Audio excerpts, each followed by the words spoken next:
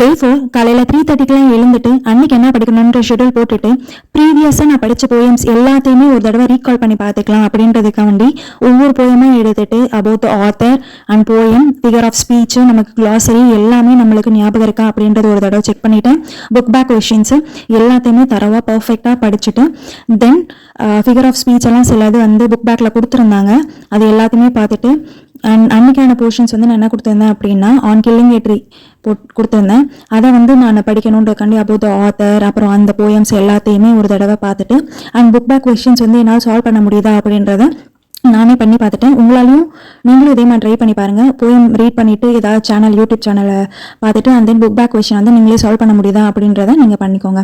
And then ஃபைனலாக on killing a tree அந்த poem complete பண்ணி முடிச்சிட்டேன்.